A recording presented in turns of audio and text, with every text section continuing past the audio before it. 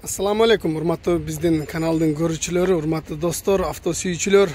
Алдыңыздардагы көрүп турган 70 кузов акыркы выпускадагы 2020 жылкы 4-ай Camry 70 Sport Edition автоунаасын сиздерге обзорлуу көрсөтүп тура көрдүк, достор. Мунун түсү белый перламутр. Көрдүңүздөр, алды аябай кооз. Алдыңкы радиатордун решеткаларын карсаңыздар, өзүнчө эле башкача X мордо болуп турат. Алдында бамперлеринде, боковойлорунда дагы мындай парктроник датчиктери. Жана ошондой эле өзүнүн штатный мындай дискасы 235 45 218. Крышасын карасаңыздар, бул полный максимальный комплектация. Черный металлик крышасы, панорамный крыша. Бул жагын көрсөңүздөр, повторитель поворотника, астында мындай спойлерлери дагы бар. Достор, мен сиздерге бул машинаны кененирээк тааныштырайын. Сиздер шашпастан аягына чейин көрүп туруңуздар бул видеону. Колдон келишинче сиздерге бул машинаны бир аз айтып берүүгө аракет кылалы. Достор, мен сиздерге бул машинанын бир ката сыртын көргөзөйүн дагы, андан кийин ички тарабын көргөзөйүн, достор. Мына аркасынан көрүнүшү, достор, аябай кооз. Акыркы выпуска болгондон кийин ondan keyin чыга элек. Аркасында камера задний видасы жана парктроник датчиктери бар. Бул Camry 70 кузов, достор, көрүнүштөр. Бул Sport Edition комплектацияда. Аркасында эки выхлопной гүлүштүлү чыгып турат. Мына көрүнүштөр, аркасында да стоптору бар. Машина идеальный состояниеде тургандар. Идеальный, просто идеальный состояние экен. Мына көрсөңүздөр, полный электропакет, достор. Мен сиздерге көргөзөйүн, электрозеркало. Бул 70 кузов Camry'лерди буга чейин да обзорлуп көргөзгөнбүз. Бул алардан өзгөчөлөнүп, кожалары, сиденьялары да, тигилиштери дагы башкача, достор. Өзүңүздөр көрүп турасыздар. Бул чистый японский машина. Мына көрдүңүздөр, алды палас мындай Camry өзүнүн родной поликтери менен.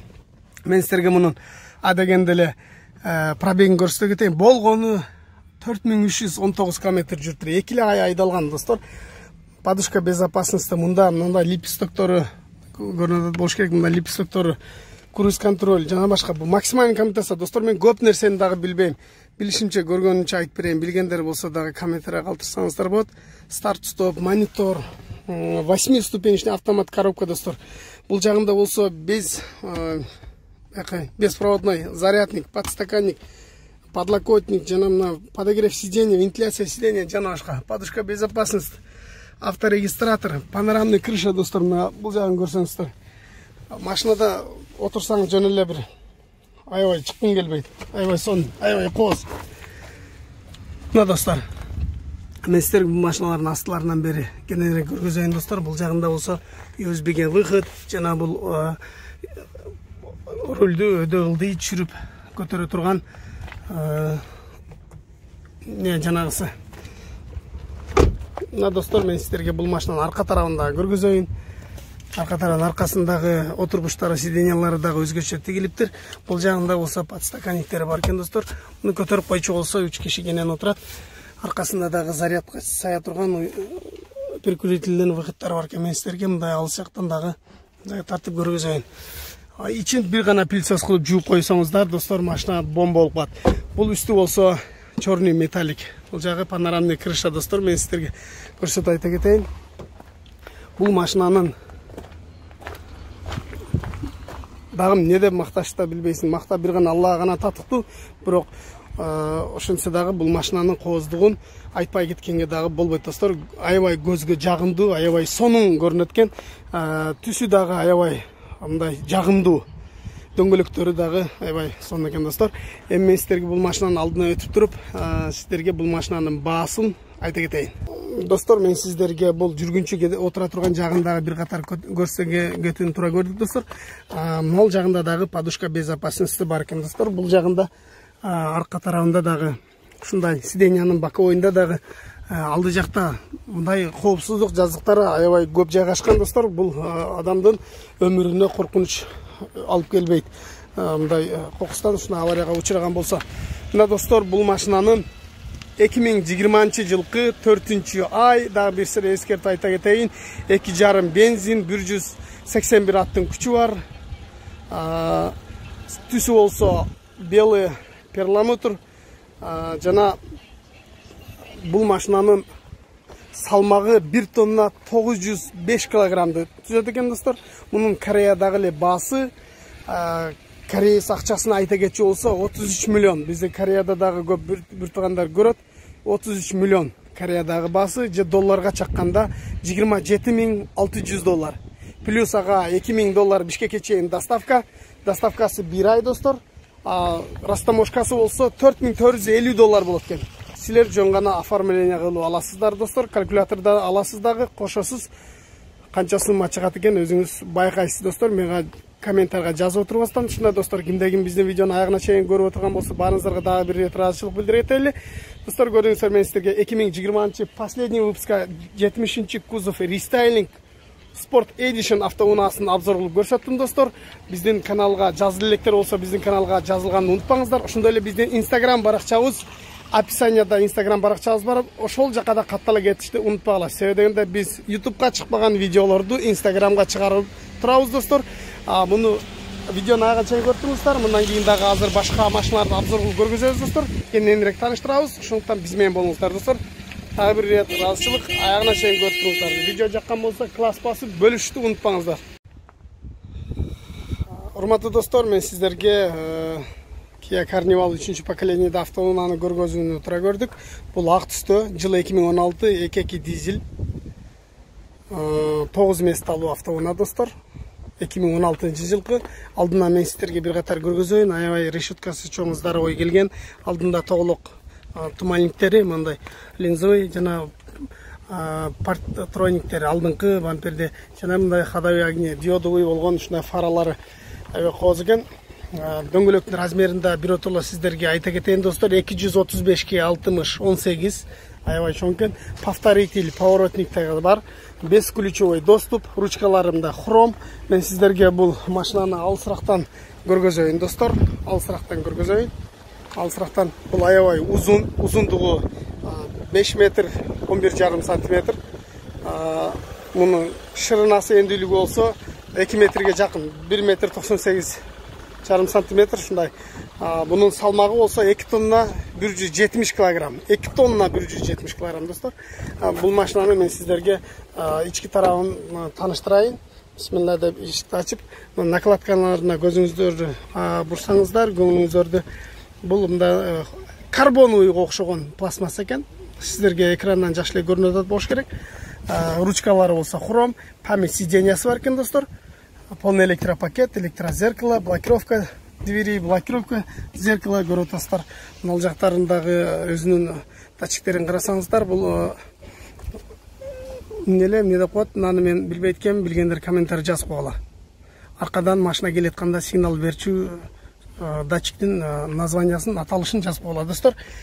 Мындай электрический сиденье көрүп атасыздар. Алды болсо палас, ичи бежевый кожаный салон достор. Жылы болсо 2016 көрүп атасыздар. Пленкалары да чечилбептир. Мен сиздерге эми мунун ички тарабы менен тааныштырайын достор. Бисмилла деп жакшы жайгашып алгандан кийин, мына достор, память сиденье менен отургандан кийин сиденье мени алдыга жылдырып койду. Буну баса турган болсок, мына сиденьяны өзүнүн экинчи режимине келтирип атат. Эми мен сиздерге бул машинаны жүргүзөйүн. Бисмилла деп. Достор, старт кнопка. Сразу эле пробегине көңүлүңүздөрдү бурсаңыздар, 34.926 гана километр жүргөн достор. Аябай жаңы машина бул. Жап-жаңы машина. Заводской өзүнүн монитору, Bluetooth, DVD достор. Бул жактан кино көрсөңүздөр, навигатор жана ошондой эле бул жактында двухзонный климат контроль достор. Көрүп атасыздар. Двухзонный климат контроль. Мына жанда мындай өзүнүн заводской пленкалары дагы сирилип аттыр. Бул 6-ступичный автомат коробка. USB-ге акустика выход мына жакта, подстаканниктер, 2 мындай ачкычы бар экен, 2 ключ бар экен, бир лок. Мына жагын көрсөңүздөр, бул подогрев руль достор. Бул болсо өзүңүздөр байкагандай, жазында болсо баягы отургучту муздатып берүүчү обдув, вентиляция сиденья десек болот. Же болсо кышындасы болсо, басчы болсо сиденьяны жылытып берет. Ошондой эле бул ушундай система мунун жүргүнчү жүрө турган жагында дагы бар достор. Бул 6 ступка коробка автомат, мультируль, подушка безопасности, память сиденья, жана башка достор, мен айтпаган, мен билбеген аябай көп комплектациялары бар. Мен сіздерге достор, мен сіздерге мынал жақтағы кнопкалармен де таныштыра кетейин. Бұл кнопкалар ушул капталындагы бака оюндағы эшиктерди жана багажды ача турган кнопкалары. Көрдүңүздөрбү достор? Бака оюн ача турган, багажнигин ача турган кнопкалары. Өзүңүздөр байкадыңыздар. Жана достор, мен сіздерге көрсөтөчү нерсе мына бул сиденияны көрдүңүздөр, могул жерден гана башкарсаңыз болот. Мына жерден бул жака аркага, алдыга, буну болсо алдыга, аркага, алдыдагы, аркадагы отурган адам жылып койчу деп айтпастан туруп эле буну өзү мындай басып койсо болот экен. Дагы могул жагында да подстаканниктер бар экен. Өзүңүздөр көргөнсүздөр. Жана мындай здоровый болгон подлокотник, астында болсо мындай чуңкур болгон бардачок аябай кенен. Эми мен сиздерге бул аркасын ачып туруп, анан арка жагын кенен тааныштырып өтөйүн. Мына достор, эшигин ачтык. Аркасында өзүнүн палас, мында ковриктери, алды болсо палас. Мына ал жагын көңүңүздөр бурсаңыздар, мында пакеттерин дагы чечпептир, жармашкан боюнча экен. Бул ручкаларында дагы ушундай чечилбептир. Эми достор, ар бир сиденянын өзүнчө мындай подлокотниктери бар экен. Өзүнчө ар бир сиденянын өзүнчө подлокотниктери. Жана достор, мен сиздерге сразу көргөзгөдө USB-ге бул жерде выход экен. 220 вольтка бул жерде саятон розетка, подогрев сиденье экен көрөтасыздар. Могул жеринде карасаңыздар, бардачогу бар экен. USB-ге мындай өзүнүн зарядникти салып коюштур достор. Мына подстаканниктери, могул жагына пакет-сакет сумкаңыздарды илип койсоңуздар, дамский сумкаларды илип койсоңуздар болот экен. Мына жагын көрсөңүздөр, бул арканкы жүргүнчү жүрө турган жактагы управление, жанагы кондиционердин управлениясы экен достор. Муну көрөтасыздар, чоңойтуп, кичинертип жана башка. Жана могул жагында болсо ошол аба өткөрүүчү түтүкчөлөрү. Бул дагы өзүнүн подлокотниги. Бул жагында да мындай подлокотниктери бар экен достор. Жана ошондой эле мына көрөтасыздар, сиздерге байкалбай турганы менен ушунда бардыгы наворотко кирет. Мындай болгон өзүнүн шторкасы. Шторкасы чүрүп койсо дагы болот. Могул жагын көрөтасыздар достор, муну баса турган болсок, мына эшик ачылат. Автоматически азыр муну автоматически ачыла турганын мына жактагы кнопканы басып отключение кылып коюптур. Муну басса өзү ачылып, өзү жабыла турган кнопкасы. Өзүңүздөр аны жакшы билесиздер. Жана мына ручкалары мына жерлери карбоновго окшогон пластик экен. Эми достор, мына жака көңүңүздөрдү бура турган болсок, аркага 2 киши кенен отурат. Андан кийин дагы 2 киши, андан кийин бул жака мына 2 киши достор. Общий алганда 2, 4, 6 2 алдыңкы водитель менен муну кошкондо 8 адам, же болбосо 7 адам кейинери. Өз негизи жашыраак балдар болсо арканкы сиденияга 3 кишини отуруп койсо дагы болот. Мына достор, мен бул жака дагы отуруп өзүм көргөзөйүн. Достор, сиздерге түшүнүктүү болуш үчүн мен сиденияларды мындай коюп отурдум. Мына көрөтасыздар, мен отургандан кийин дагы бир 7-8 сантиметрдей мен тизем менен алдыңкы шофердин ортосундагы аралык. Андан кийинки отургучка отурайлы достор. Мына көрөтасыздар, андан кийинкиге отура турган болсок, андан кийинкиге дагы ушундай аралыкта калып атат. Мына 4-50 аралыкта калып атат. Эми мына эң акыркы орундукка отура турган болсок, азыр көрөбүз кандай калат экен. Арканкы орундукка 3-чү катарга отура турган болсом, достор, тизе тийип калат экен. Бир аз ыңгайсыз. Муну бир аз алдыга түрчүш керек экен. Же болбосо бул жака жаш балдарды өткөрүп койсо аябай ыңгайлуу экен. Көрөтасыздар, бул жагында дагы подстаканниктери жана мындай болгон өзүнүн шторкалары бар экен. Жана колонкалары. Бул жакта ушундай эле колонка жана башка могул жерде 2 кишилик мындай подлокотниктери дагы бар. Подголовник дегеним ушу подлокотник менен подголовникти адашып ушундай айтып аласың, адашып. Мына достор, көрдүңүздөр, бул сиденияларды дагы бир аз алдыга жылдырса болот. Водительскийни алдыга жылдырып, муну бага жылдырып, муну мындайга жылдырса кенен гана отурат. Эми багажды ачып көргөзөлү. Урматтуу достор, мен бул багажды ачып көргөзөйүн сиздерге. Аркасында мына парктроник датчиктери бар. Мунун өзүңүздөргө белгилүү болгондой, мына бул арканкы сиденияны көтөргөндө багажга орун жок кылат. Даже бул жерге пакет койгону да болбаган. Ошондуктан көпчүлүк учурда достор, мунун крышасына багаж коет дагы.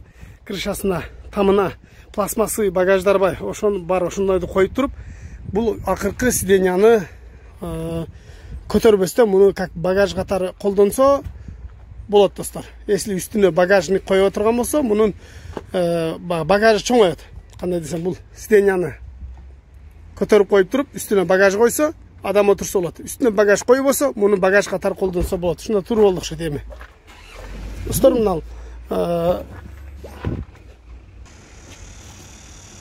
мына достор, мен азыр сиденьяны жаткырдым.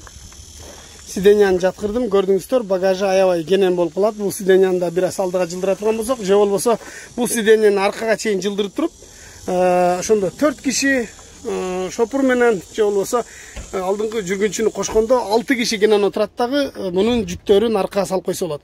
Если бул сиденьяны тургузган болсоңуздар, анда крышага багаж коюшка туура келип калат. Менден баягы дальнийге каттаган, Москвага каттайт элем, Екатеринбургка каттайт элем, Питерге каттайт элем дегендер карнивал суранат деле. Мен сиздерге кененирээк түшүндүрүштүн аракетин кылып жатам достор. Бунун багаждын көлөмү 468 литр. Мен адашпасам, бул дизель 2.2, 202 аттын күчү бар, 4 поршундуу ушундай автоунаа. Мен сиздерге бул машинанын алдыңкы тарабын да көргөздүм. Азыр мынал жагынан да бир катар көргөзгөндөн кийин достор, мен сиздерге мунун капотун ачып, мотор жагын да көргөзүп коеюн. Ага чейин мунун көрдүңүздөр, электрический сиденье пассажир жакта дагы бар. Бул ручкалардан кооз экен.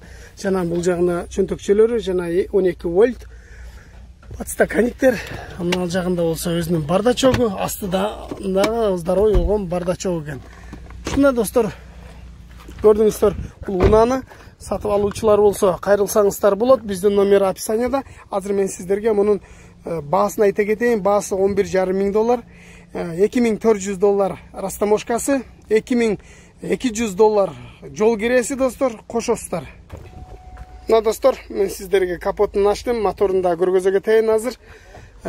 Бул болсо кадимки эле CRD мотор, 16 клапан, 4 поршундуу, 2.2 мотор, 202 аттын күчү бар достор. Көрдүңүздөр, кадимки эле эч кандай айырмасы жок дизель моторлордон, портерлердин же болбосо башка моторлорго окшогон эле мотор. Эч кандай бир айырмачылыктар эле жок. Болгон 4 поршундуу ушундай кичинекей гана мотор экен. 202 аттын күчү бар. Достор, мунун баасын сиздерге дагы бир ирет эскертип айта кетейин. 11,500 машинанын баасы, 2,400 растаможкасы, 2,200 Бишкекке чейин доставкасы, $16,100. Силерге только оформлениясы калат достор. Ушундай көңүл бурганыңыздар үчүн рахмат достор. Видеону аягына чейин көрүп туруңуздар. Дагы сиздерге кызыктуу машина бар, ошону көргөзөйүн. Достор, менден семейный Одиссей тартып кой дегендер аябай көп болду эле. Мен сиздерге Одиссей тартып коеюн, чочубай туруңуздар. Буну болгону гана бампердин учу, фарасы жана крылосу. Буну алып койгон, азыр салондо турат. Мен сиздерге тартып көргөзөм аны дагы. Бул алдыңыздарга көрүп турган Honda Odyssey левый руль автоунаасы достор. Бул семейный аябай чоң кенен автоунаа. Видеону аягына чейин көрүп туруңуздар. Бунун комплектацияларын көрөсүздөр. Анча-мынча машинада мындай комплектация жок достор. Мунун объему 3,5, бензин, Кореядагы эле баасы $10,000. Ушу урулуп калган түштө $10,000 татасым дебек эле. Бирок ошого жараша комплектациясы, пробеги, бунун калган жактарын азыр видеону аягына чейин көрүп турсаңыздар, сиздерге түшүнүктүү болот. Мунун растаможкасы $5,200 болот, $2,300 жол киреси болот достор. Бирок ошого жараша машинанын кандай десем, ошого жооп бере турган машина.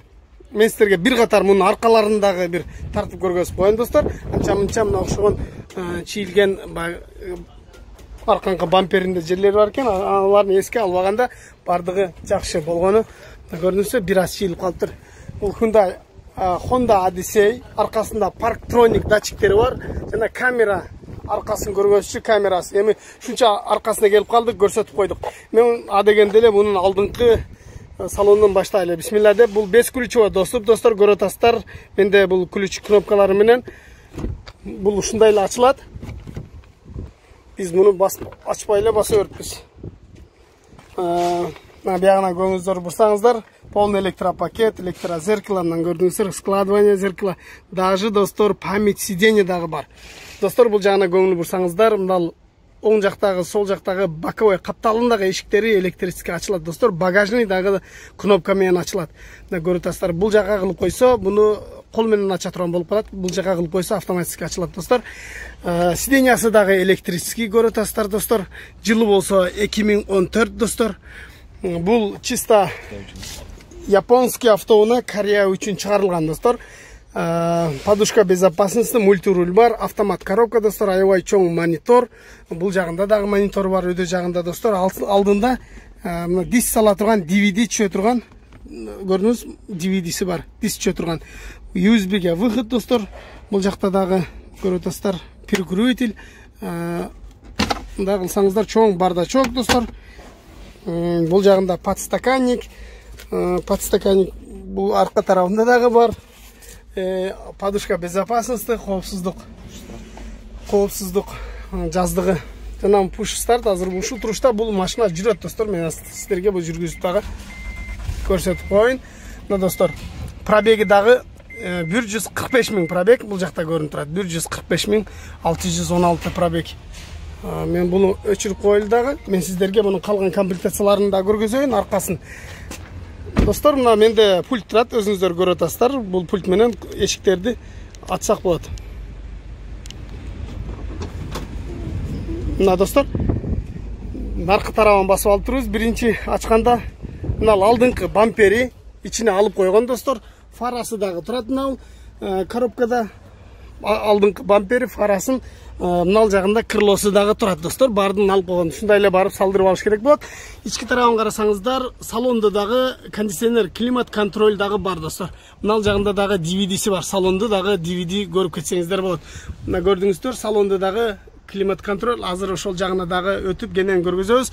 Бул ортосунда 3 места, аркасында 3 места 6, алды жагы менен 7, шофер менен 8 месталуу Odyssey автоунаасы. Достор, мына жагына көңүлүңүздөрдү бурсаңыздар, бул жагында кнопка менен өзү жабат. Мына эшикти азыр бассак, мына жабылып атат. Ушуну эле эми сиздерге менен кененирээк түшүнүктүү болсун деп көрсөтүп атам. Буну басып тура турган болсок, мына өзү ачылат. Же болбосо муну кол менен жапсак дагы болот. Мындай кылып отурган болсок дагы өзү жабыла берет. Ушундай эле достор, мунун арканкы багажы дагы мына кнопка менен ачылат достор. Мына басып тура турган болсок, бул өзү ачылат. Бул ачылгандан кийин биз бул арка тарабына келели. Багажы аябай кенен, аябай чуңкур. Бул сиденье тургандан кийин дагы бул жерде кенен места калат багажга. Багажында дагы мындай өзүнүн бардачоктору бар, баягы аптечка салган, же болбосо башка жип, күрүч жана башка салчу нерселери бар. Мына жагына көңүлүңүздөрдү бурсаңыздар, арка жактагы отурган адамдарга дагы наушник менен алдыдагы болуп аткан кино же болбосо музыка угуп кеткенге дагы мүмкүнчүлүк бар. Жана ошондой эле мына подстаканниктерди дагы өзүңүздөр көрүп атасыздар. Бул жагында дагы ошондой подстаканниктер, подлоконниктер жайгашкан достор. Бул сиденьяны сиздерге мен мындай тургузуп көрсөтүп коеюн. Бул сиденья каалаган мындай абалда тургузуп койсоңуздар болот. Өтө аркага чалкалатсаңыздар да болот. Муну тартып мындай кылып, каалагандай кылып коюп койсоңуздар болот достор. Аркасын тартып кетчү видео регистратору дагы бар. Көрүңүз, аркасында плафондору дагы, аркасынкы коопсуздук куру, аркасында дагы подушка безопасности. Жана ошондой эле достор, бул жагында мындай жанагы печканын чыга турган түтүкчөлөрү бар. Ушундай достор, мен сиздерге бул машинаны аркасындагы көргөзүп коеюн. Бул жагын көрсөңүздөр, кнопка менен жабылат. Кнопканы бассак өзү жабылат. Же болбосо достор, муну ушул пульт менен деле жапсаңыздар болот. Мына пультту баса турган болсак, бул арканкы эшиги, тактап айтканда багажниги өзү автоматически жабылат. Ушундай эле достор, мына жакта боковойунда ачылып турган эшигин дагы ушул эле кнопка менен басып жабабыз достор. Көрдүңүздөр, бардыгы автоматически. Ушул эле эшикти жөн ачып, урушуна ачам десеңиздер деле бир ачсаңыздар, ушундай ачылып калат достор. Бул жакында көңүңүздөр бурсаңыздар, мына клёнкалары деле сыйгылып атыр. Негизи машина бир аз турганына байланыштуу иштер кир болуп калыптыр. Муну алчу киши болсо жууп тазалап, бир сыйра химистика кылып, алдыңкы крыло бамперлерин кадап койсо, аябай сонун кенен жакшы мындай чоң семейный автоунаа болмокчу достор. Мына көрүп атасыздар, ар бири өзүнүн креслолордун, отургучтарынын подлокотниктери дагы бар экен достор. Өзүңүздөргө белгилүү болгондой, степ вагондордо ортодо мына подголовник деген мындай жок. Буларда ушул подголовник дагы каралган. Мен сиздерге жакындан да көрсөтө кетейин. Аркага көрүнүүчү монитор. Бул жакта ошол салондук климат контролю бар достор. Подушка безопасности. Ошондой эле бул жакында дагы мындай кнопкасы бар. Ушуну бассак, эшик өзү жабылып калат. Мына достор, бесключевой доступ. Бул жагынан дагы ачабыз. Бул жагында дагы аябай чөнтөкчөлөрү аябай көп экен достор. Автоматический стеклоподъемниктери жана алдылары мындай пласт достор. Электрический пассажирдин дагы сиденьясы электрический. Кожасында жыртылган жерлери жок. Болгону аябай палит болуп калыптыр достор. Бул жагында болсо пакет илип койсоңор дагы болот экен, көрүңөр. Мында кылып койсоңор билинбей калат. Мында болсоңор пакет илип койсоңор дагы болот экен достор. Бул жагында өзүнүн китепчелери көрүп атасыздар. Бул жагына дагы USB сая турган, флеш карта сала турган дагы бар экен. Көрдүңүздөр достор, бир эмес, бул жагында 2 монитор турат. Бул жагын көрсөтөйүн сиздерге, люк бар. Достор, мен сиздерге көрсөтө кетейин. Люк бар тамында, крышасында. Бул люк дагы электрический. Ушундай достор, мен сиздерге бул машинанын эмне комплектациялары бар экенин дагы толук айтып бүтө алган жокмун. Себеби дегенде мен билбеген дагы аябай комплектациялары көп. Мен сиздерге дагы айтып кетчү нерсе, мына достор, боковойун көрсөтчү дагы камерасы бар. Мёртвый зонаны көрсөткөндө камерасы бар. Жана повторитель поворотник дагы бар достор. Мына крылосу дагы чийилип калыптыр. Негизи кузовун бир сыйра каратып, ичин химистика кылып кое турган болсо аябай чоң кенен сонун семейный машина болмокчу достор. Алдында туманниктери бар экен. Ушул жарака кетип калыптыр. Наркы тарабы менен биргеликте экөөнү окшош кылып алмаштырып койсо аябай сонун болот достор. Мен сиздерге бунун дөңгөлөктүн размерин дагы бир сыйра айта кетейин. R235 235 60 18 экен. Аябай чоң экен. Мунун объему 3,5 достор. Чисто японский, Корея үчүн чыгарылган автоунаа достор. Бул бензин, автомат, 7 орундуу, мындай жетканда водительди кошпогондо аябай сонун машина достор. Кимге керек болсо алып жөнөтүп беребиз достор. Бул запчасттар баары алынган. Болгону муну салып бир сыйра иретке келтирип колдон өткөрүп коюш керек го дейм. Бардык комплектациялары бар экен, максималдык комплектациялары бар экен. Мен сиздерге баарын айтып бердим окшойт. Достор, көңүл буруп биздин видеону аягына чейин көргөнүңүздөр үчүн дагы бир рет ыраазычылык билдирем достор. Кимдегин биздин каналга кошула элек болгон болсо кошула кетиңиздер. Жана биздин Instagram баракчага дагы подписаться деген кнопканы сөзсүз басып, Instagramга да кошулуп, бизге достор бир мотивация берип тургула достор, мындай колдоо көрсөтүп тургула. Ушундай достор, мен сиздерге кызмат кылуудан эч чарчабайбыз достор. Сиздердин болгону бизге болгон ишеним жана кандай десек, колдооңор гана керек. Рахмат достор, баарыңыздарга. Насип болсун ушундай автоунаалар.